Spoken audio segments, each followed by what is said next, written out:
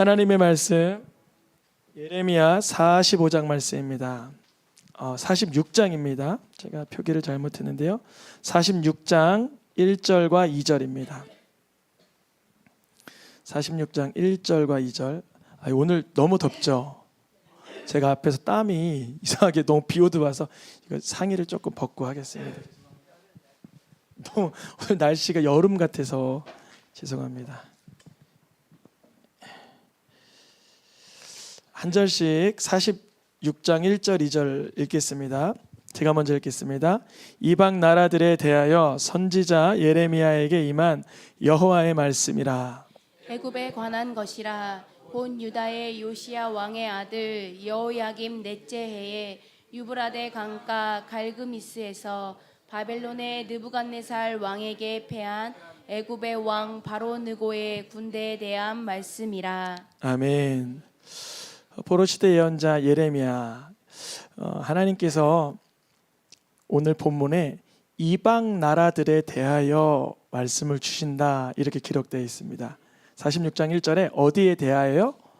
이방 나라들에 대하여 말씀을 주신다 이렇게 기록되어 있습니다. 그러니까 예레미야는 분명히 남유다의 선지자로서 활약을 했는데, 하나님은 남유다가 이제 그 나라의 이름이 사라지고 이방 민족에 의해서 그 주권이 박탈당할 때 이 유다를 향한 계획만 말씀하시는 게 아니라 바벨론, 애굽, 암몬, 모압, 블레셋 주변 8-9 국가에 대한 말씀을 다 한꺼번에 주세요. 하나님의 계획이 어떠한지 굉장히 그 규모가 확 넓어지는 시간입니다. 그래서 이방 나라들 되어 있으니까 오늘 본문에는 애굽만 등장하긴 하지만 몇 개 나라가 더 나오겠죠. 여러분 말씀을 읽어보신 분은 46장, 47장, 48장, 49장, 50장 이 5장, 6장에 걸쳐서 이방 나라들이 계속적으로 등장하는 것을 볼 수 있습니다. 그걸 우리가 손쉽게 볼 수 있게 해드리려고 이렇게 요약을 해놨습니다. 어느 나라가 등장하죠? 블레셋, 암몬, 에돔, 다메섹, 게달가솔, 엘람, 바벨론. 가벨론이 곧 갈대아인데 갈대아라고도 표기하고 바벨론이라고도 표기합니다. 제가 여기서 48장 1절을 하나 빼먹었는데 어느 나라죠? 애굽은 하나 앞에 나왔고 48장 1절 여러분 가지고 계신 성경에는 모압이라고 나올 거예요. 그렇죠? 하나님께서는 남유다에 대한 계획만 가지고 계시는 것이 아니라 열방을 향한 하나님의 경영 계획이 있습니다. 그러니까 하나님께서 지금 2023년 4월 이 주간을 지나가는 이 상황에도 하나님의 경영의 그 어떠한 도표 계획은 마련되어 있습니다.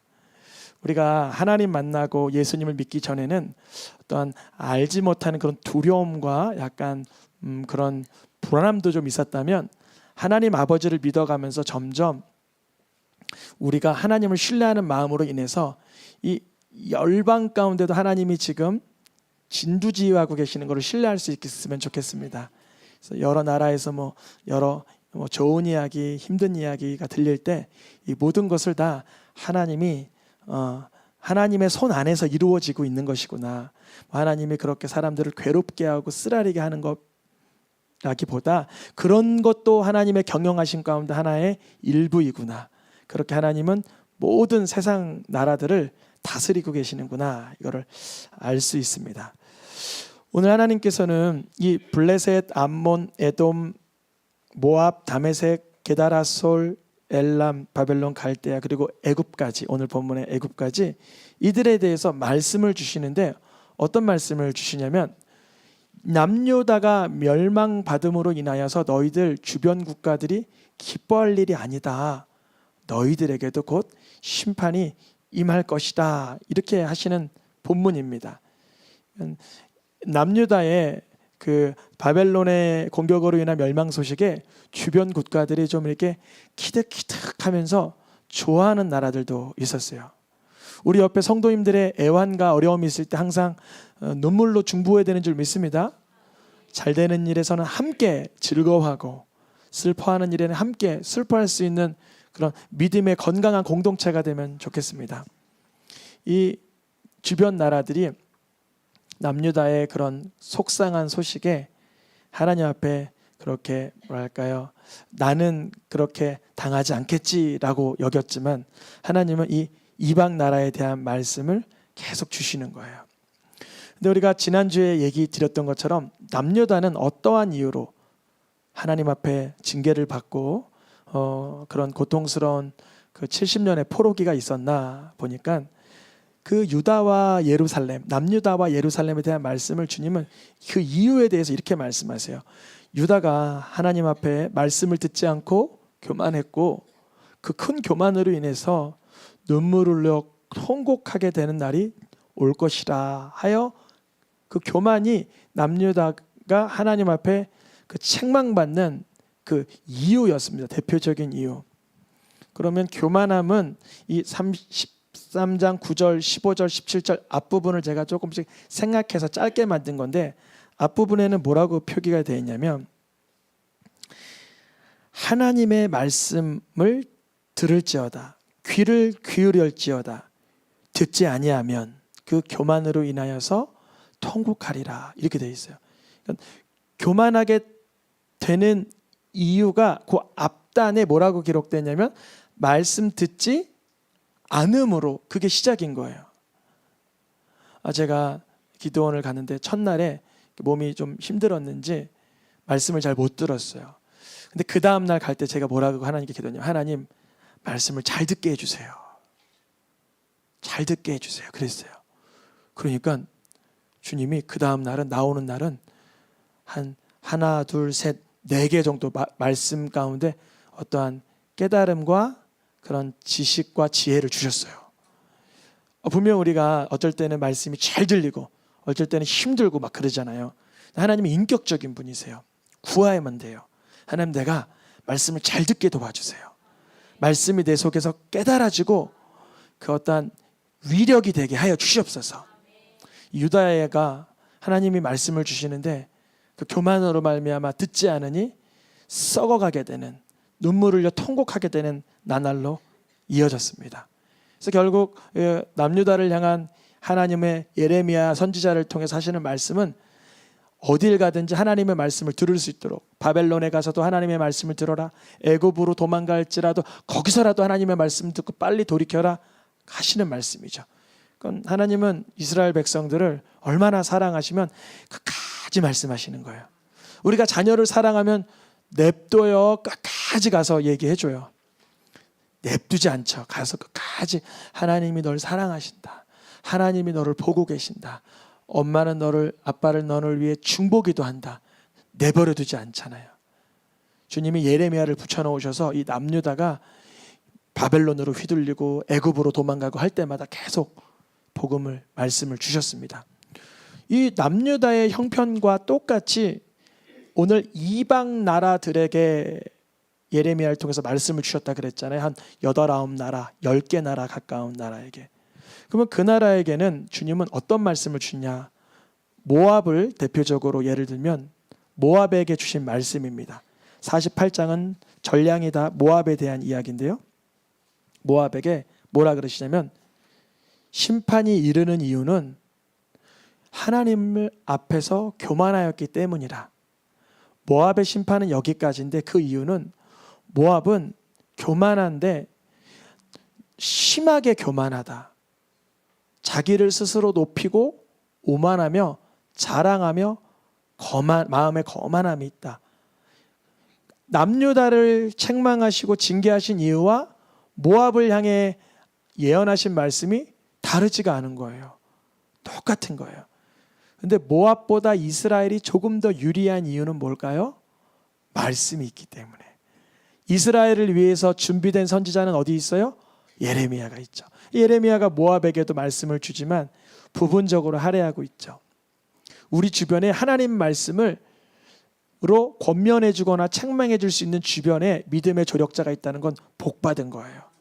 그분이 가족이든 선생님이든 친구이든 이웃이든 하나님 말씀으로 우리들에게 권면해 주고 조언을 줄 수 있고 때론 책망하거나 예언하거나 가르칠 수 있다는 건 훌륭한 일입니다. 이 모압은 지금 예레미야를 통하여서 우리도 남유다가 망할 때 킥킥거리며 좋아했지만 나도 하나님 앞에 자고하고 오만으로 인하여서 심판이 이르겠네. 어떻게 하면 좋죠? 이제는 돌이켜야죠. 49장 16절부터 암몬, 여기는 모압에 대한 내용인데 49장 16절부터는 암몬에 대한 이야기입니다. 암몬에 대한 이야기도 다르질 않아요. 읽어보겠습니다. 너의 마음에 교만이 너를 속였도다. 내가 그리로부터 널 끌어내리리라. 그러니까 어딘가 높은 데 있으면 사람이 뭐 하게 되죠? 자기도 모르게 교만하게 되잖아요. 내가 그래도 이만큼 한 사람이에요 그러잖아요. 사실은 교만할 내용이 별로 없으면 우리가 교만하기도 어려운데 나름 스스로 생각하기에 내가 높은 데 있다라고 생각을 하는 거예요. 어떤 뭐 여러 이유로, 뭐 가진 이유로, 배운 이유로, 살아온 어떤 배경을 가지고 내가 스스로 높아지면 어떻게 되는 거예요? 마음이 교만해지는 거예요. 그래서 우리가 하나님께서 끌어내리기 전에 겸손할 수 있기를 축복합니다. 우리가 소유하고 있는 그 어떤 재량, 재능, 건강, 어떤 실력 그 어떤 것도 우리를 교만하라고 주신 게 아니라 영광 올려드리라고 주신 줄 믿습니다. 이 암몬도 하나님 앞에 자기가 높아지니까 스스로 속아버린 거예요. 50장에는 바벨론에 대한 이야기가 등장합니다. 열국에 대한 이야기가 47, 8, 9, 10 이어진다 그랬잖아요. 50장 가면 이제 바벨론에 대한 이야기입니다. 읽어보겠습니다. 여호와를 향하여 교만하였음이라. 교만한 자여, 보라 내가 너를 대적하니 교만한 자가 걸려 넘어지겠고 그를 일으킬 자가 없을 것이며 내가 그의 성읍들에 불을 지르니 그 주위에 있는 것을 다 삼키리라. 하나님은 교만한 자를 어떻게 하신대요? 대적하신대요. 그러니까 저도 간혹 저 속에서도 뭔가 꿈틀거리면서 딱딱한 마음이 높아진 마음이 올라올 때 있어요. 그때 하나님 앞에 바짝 엎드리고 싶어요.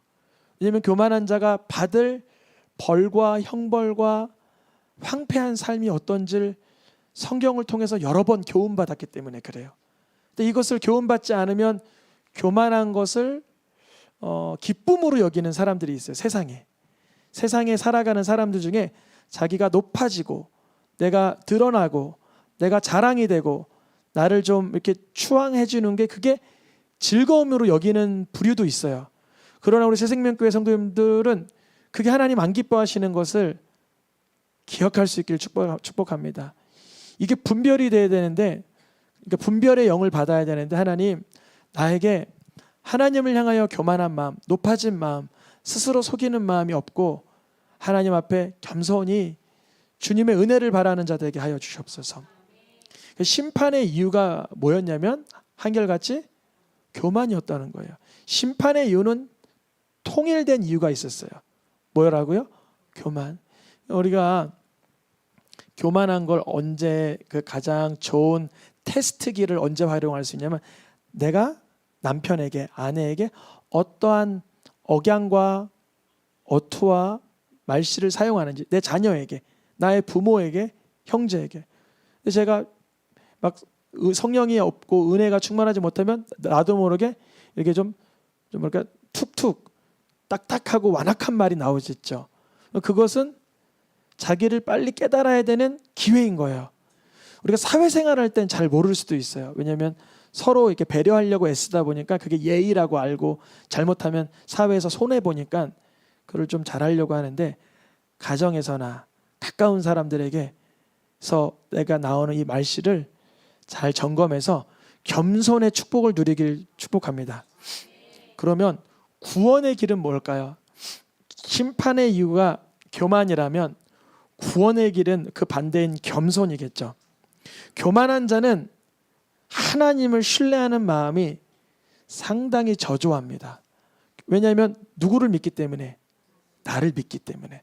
자기를 믿어서 교만한 상태인 사람은 하나님을 신뢰하기가 어려워요. 제가 길 가다 전도했다 그랬잖아요. 너 교회 다니냐? 안 다녀요. 그래서 왜 안 다니냐? 고등학생인데 전 저를 믿어요. 전 제가 공부도 잘하고 전 제가 잘 살 것 같아요. 전 특별히 그렇게 누구를 믿고 그러지 않아도 될 것 같아요. 그러더라고요. 벌써 한 15년 전 얘기에 학생한테 전도했는데 그렇게 말하더라고요. 아주 딱 부러지게. 그래서 제가 그래서 고민하다가 혹시 살다가 스스로를 좀 이렇게 믿지 못할 만한 상황이 오면 꼭 예수님 믿어라니까 뭘 이런 얘기를 하면서 가더라고요. 이거 교만하면 스스로 높아지면 하나님을 신뢰할 이유가 없어지는 거죠. 그러니까 어떤 상태가 되냐면 하나님을 믿지 아니하고 하나님의 구원을 의지할 필요가 없어지는 거예요. 교만한 상태니까.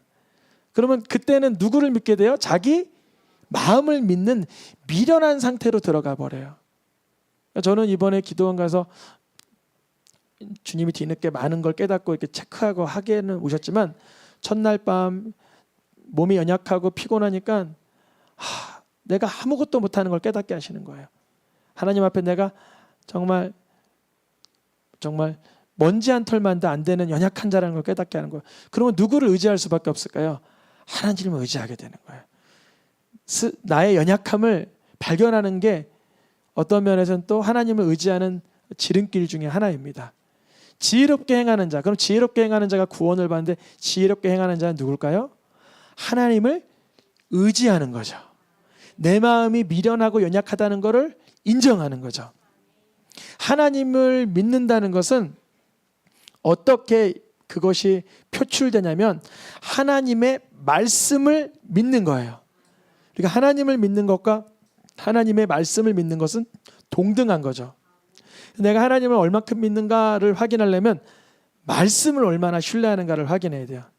사단 마귀가 우리에게 믿음을 뺏고 구원을 받지 못하게 하고 교만하게 하는 방법이 뭐냐면 우리에게 말씀을 뺏어가는 거예요. 우리는 말씀을 듣고 기억하고 붙들어야 돼요. 이번에 기도원에 갔는데 기도원 가기 한 3일 전부터 계속 요한복음 그 나사로 말씀 있잖아요. 나를 믿는 자는 죽어도 살겠고 살아서 나를 믿는 자는 영원히 죽음을 보지 아니야. 죽지 아니하리라 그래요. 그 말씀을 가기 전부터 계속 주시더니 가서 이게 쓰러져서 누워 있고 성경을 딱 보는데 그 말씀이 아주 좀 강하게 깨달아지는 거예요. 그 속에서 저는 영혼의 구원을 경험했어요. 영적인 자유함을 경험했어요. 예수님을 믿음으로 한번 찾아볼까요? 예수님을 믿어서 요한복음 11장 25절 요한복음 11장 25절 이 믿음에 관한 얘기입니다. 이렇게 되어 있죠. 요한복음 11장 25절 뒷부분입니다. 나는 부활이요 생명이니 요거는 잠깐 앞에다가 두고요.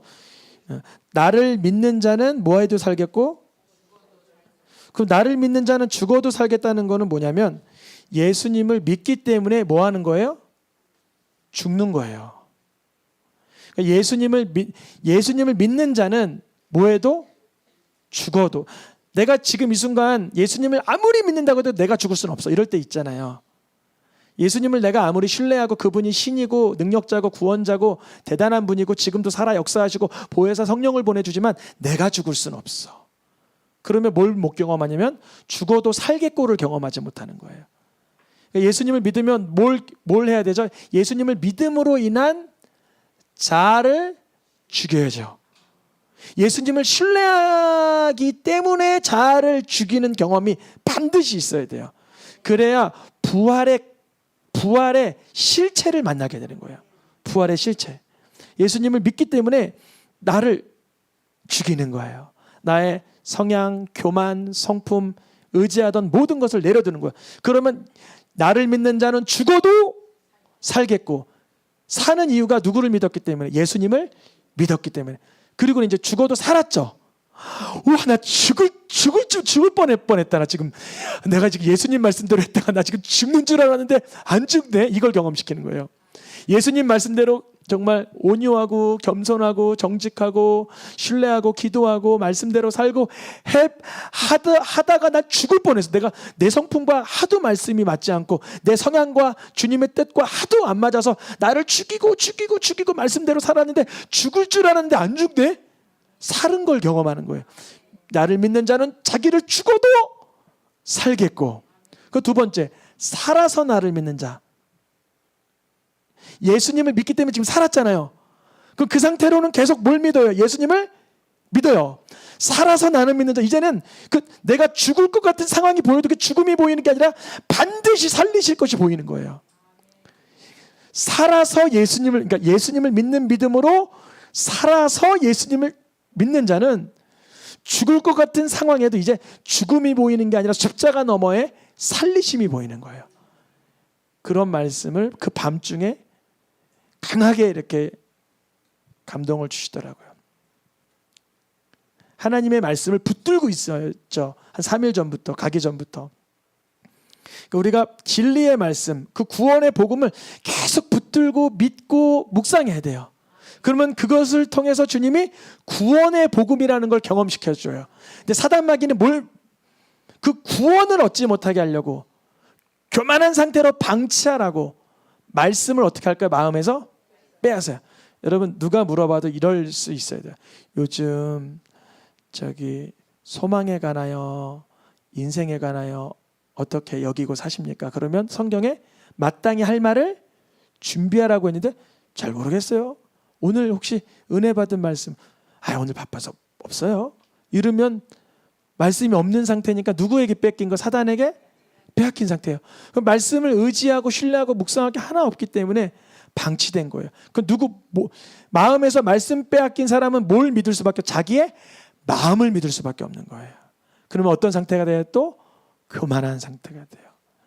우리가 하나님의 말씀을 부여잡고 묵상하며 깨닫고 누릴 수 있기를 축복합니다. 교만한 자는 징계요, 구원의 길은 겸손한 그 마음인데, 그 마음은 말씀을 받는 자의 상태는 겸손한 자예요. 그래서 예레미야의 통일되게 반드시 구원이 나타나는 장면이 있을 때마다 등장하는 예언이 있다 그랬죠. 다윗 예언. 오늘 그 말씀을 다 준비해놨습니다. 한 3개밖에 안 되기 때문에 시간 내에 다 볼 수 있을 것 같아요. 성경에 즉 예레미야의 예언서에 망해가고 있는 나라의 지금 멸망 기록기 가운데 구원의 메시지가 강력하게 적혀 있는 데마다 예언이, 동일한 예언이 계속 반복돼요. 한 가지 먼저 보겠습니다. 먼저 파란 글씨를 읽어보겠습니다. 구원을 받겠고 평안히 살 것이라. 지금 예레미야예요. 나라가 망국의 길로 가고 있어요. 그럼에도 불구하고 뭐가 선포돼요? 지금 구원과 평안이 선포돼요. 또 30장 가서도 파란 글씨 읽겠습니다. 구원하고 구원하리니 구원할 것이다. 또 30장 가서 그 나라가 망해가고 있고 주권은 박탈당하고 이미 애구방에서부터 왕이 세워지고 바벨론 왕으로부터 왕이 세워지고 있는 그 와중에서 또 구원이 선포되네요. 예레미야 33장에도 읽어보겠습니다. 파란 글씨만 구원을 받겠고 안전히 살 것이며. 그런데 이 구원이 강력하게 선언되는 그 본문마다 동일하게 누가 등장해요? 다윗이 등장해요. 이미 다윗은 죽은 지 수백 년 지났어요. 남유다의 초대왕 아니에요. 통일왕국의 초대왕 아니에요. 초대 이스라엘의 왕은 사울이지만 통일왕국의 첫 왕은 다윗 아니에요. 이미 죽은 지가 오래됐는데 왜 자꾸 다윗을 언급하는가? 다윗에게로부터 나타날 후손이, 한 의로운 가지가 오면 그때 구원을 확실히 받는 경험을 시켜주시겠다. 다윗의 왕, 다윗을 심지어 그냥 다윗이라고 얘기를 해버리나요? 그 다윗을 섬기게 되는 그날 구원을 하여 주고, 그러면 다윗이 또 온다는 것인가? 내가 그 다윗에게로부터 가지가 나게 하리니 그날 구원을 받을 것이다, 그러는 거예요. 그래서 사람들이 그 메시아 대망 사상은 이거예요. 다윗의 자손에게서부터 오는 그 메시아가 오면 나는 구원받을 것이다. 그래서 병자들이 계속적으로 외치는 말이 뭐예요? 다윗의 자손 예수여 이렇게 불렀던 거예요. 그러니까 우리가 오늘 교만한 자가 징계받는 건 반드시 알았어요. 그러면 겸손한 자는 구원을 받는다고 하는데 과연 겸손한 자가 누굴까요? 예수님을 내 구주로 강하게 인정하는 거예요. 다시금 인정하는 거예요. 제가 그 밤에 요한복음을 다시 펼쳐가면서 주께 구한 게 뭐냐면, 예수님, 이 피곤한 내 몸, 연약한 내 몸을 다시 긍휼히 여기사 이렇게 일으킬 수 있으면 말씀을 주세요, 예수님. 그렇게 기도했어요. 실눈을 이렇게 뜨고 이렇게 밤 12시인가 이렇게 바깥에부터 창에 빛이 이렇게 들어오는데, 그렇게 그냥 나는 있는 그대로 순전하게 기도한 거예요. 그냥 있는 그대로. 또 주님이 말씀을 보는데 그러한 강한 위로의 그런 구원의 말씀을 주시는 거예요. 즉 우리의 삶 속에 구원은 언제 나타나는가? 예수님을 내 구주로 구할 때, 인정할 때, 토로할 때, 시인할 때 구원을 완전하게 받고 안전하게 누리며 평안을 경험하게 하시는 줄 믿습니다. 오늘의 마지막 말씀 두 구절 읽고 마치겠습니다. 그들이 우리와 동일하게 주 예수 은혜로 구원을 받는 줄 믿노라. 주 예수를 믿으라. 그리하면 너와 내 집이 구원을 받으리라. 아멘. 우리 가정에, 사업장에, 우리의 인생 가운데 구원받아야 될 어떠한 사건과 이야기와 어떠한 곤란함이 있습니까? 예수님을 신뢰하면 반드시 그 은혜 가운데 구원을 누리게 하실 줄 믿습니다. 찬양하며 기도